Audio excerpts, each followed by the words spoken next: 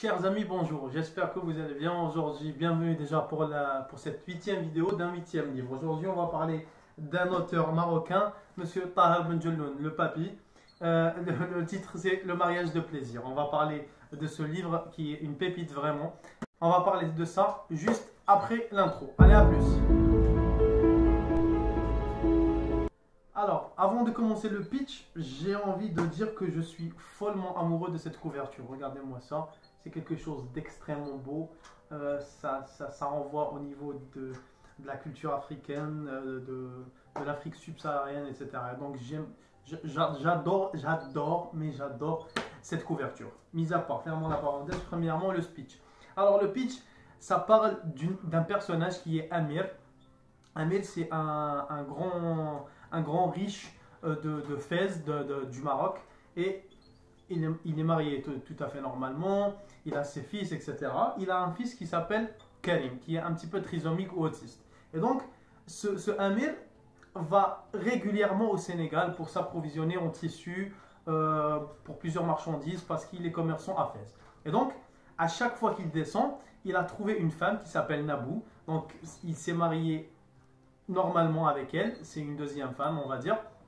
Et après chaque année qu'il descend au Sénégal, il s'aperçoit qu'il aime beaucoup cette femme et qu'il veut être avec elle tout le temps. Parce que chez elle, elle lui a donné, j'ai envie de dire, l'amour, en toute dignité, tout en silence. Elle l'aime pour ce qu'il est et pas pour son argent, etc.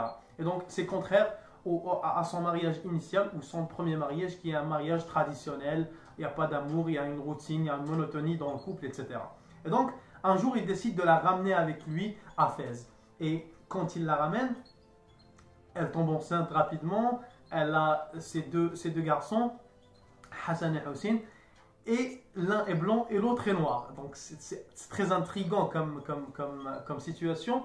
Et dans la société marocaine des années 50, des années 40, il y a beaucoup de racisme. Et donc, selon le livre en tout cas, je ne sais pas, je n'y étais pas à cette période-là. Et donc, automatiquement, les deux frères vont avoir une destinée un petit peu différente. Le blond, automatiquement, il va être pris comme un Marocain normal, et donc il va vivre normalement. Et le noir, tellement il a subi du racisme et plein d'insultes, etc., donc il se résigne, il devient introverti, il ne parle pas aux gens, il ne fait pas grand-chose. Et donc, après un moment, après 40 ans, on va les suivre sur 40 ans, ils vont se marier eux aussi. Et Hassan, qui est le noir dans les deux frères, va avoir un fils qui s'appelle Salim. Et Salim est noir aussi. Et donc, il va avoir les mêmes conséquences, on va dire, ou le même traitement que son père. Racisme, insulte, tout ce qui est blabla autour du racisme. Et il va décider de s'insurger. Automatiquement, il a raison, il va pas se laisser faire, contrairement à son père. Et une fois, il part pour trouver des gens, des noirs africains qui viennent du Sénégal, du Mali, etc., etc. Et donc, il y a la police marocaine qui débarque, ils vont rafler tout le monde. Et il est là-dedans, il a beau crier « je suis marocain », ils vont lui dire que tu es un noir africain, tu retournes dans ton pays, pardonnez-moi. Et donc, il est renvoyé au Sénégal. Il est extrêmement touché par ça, mais il veut pas comment dirais-je, je cherche le mot. Il ne veut pas s'extirper de cette situation. Il veut vivre le chemin inverse et traverser toute la route pour découvrir la terre de sa grand-mère. Et donc, il va trouver beaucoup de difficultés, il va souffrir énormément. Et je vous laisse découvrir après ce qui se passe dans le livre. C'est un livre extrêmement bouleversant et je vous laisse découvrir le livre. Maintenant, passons à mon avis sur le livre. Mon avis sur le livre, comment vous dire? Quelque chose, quand j'ai lu ce livre, j'avais constamment la rage. Vous voyez, là, il y avait une balance entre la rage et l'euphorisme, le bien-être, etc. Donc quand ça parlait des scènes où il y avait beaucoup d'amour, beaucoup de tendresse entre le couple et il y avait beaucoup de compréhension, de tolérance, on avait beau à savoir que les personnes ne sont pas unies par le sang ni rien du tout, mais on a un extrême bouleversement dans le corps et dans le cœur aussi. Et en parallèle, il y avait plein de, comment dirais-je, plein de scènes de racisme, de violence extrême, d'insultes, de non-tolérance. Et à l'issue de la lecture de ces scènes, j'avais une rage qui était franchement extrêmement forte. Si j'avais eu les personnes entre mes mains, je les aurais frappées, franchement.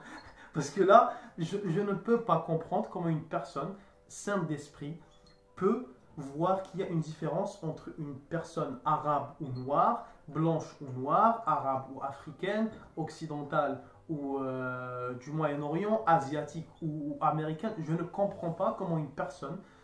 franchement, je ne comprends pas le racisme en général, parce que pour moi, les racistes... Comment dirais-je? Je ne veux pas blesser les gens, mais voilà, j'ai plus de mots. Et donc, vous allez trouver un cheminement d'une idéologie raciste, arabe, qu'on le veuille ou non. Comme il y a des racistes en Europe, en Occident, en Amérique, en Arabie Saoudite, en Chine, en Algérie, au Maroc, il y a toujours un certain racisme de la part des Arabes envers les Noirs. Et qu'on le veuille ou pas, c'est quelque chose d'extrêmement malsain, d'extrêmement perturbateur au niveau humain, au niveau de la conscience et au niveau de l'éthique. Et donc, ça ne justifie rien du tout. Il faut dire qu'il y a un mal dans notre société. Qu'on le veut ou pas, il y a des racistes en Algérie, en Tunisie, en Papouasie, en Europe, en Amérique, en Asie, etc. Et donc, il faut lutter contre ce fléau-là. Et c'est pas parce qu'on est arabe et on est musulman qu'on va dire que tout va bien chez nous. Non, il y a plein de problèmes, il y a plein de choses qui sont complètement à l'opposé de l'éthique et complètement à l'opposé de l'humanisme. Et donc, il y a des gens, par la sensibilisation, bien sûr, on va faire ça. Et si les gens ne veulent pas se sensibiliser et ne veulent pas admettre qu'il y a des défauts chez eux, bah, tant pis pour eux. Mais il y a des choses qui sont automatiquement puni par la loi. Si vous êtes raciste, pardonnez-moi, vous êtes puni par la loi. Et donc, vous êtes dans le non-droit et l'illégalité. Et je prône ça. Je m'en fous royalement de ce que les gens peuvent dire. J'espère que ce livre, après la lecture, vous allez le dévorer parce que c'est extrêmement beau. Vous allez vaciller, comme je vous ai dit, entre la beauté et des fois la colère, des fois la rage. Je dirais même la rage parce que vous allez voir que c'est très très violent. Et après avoir lu ce livre, dites-moi vos avis s'il vous plaît. On peut débattre directement.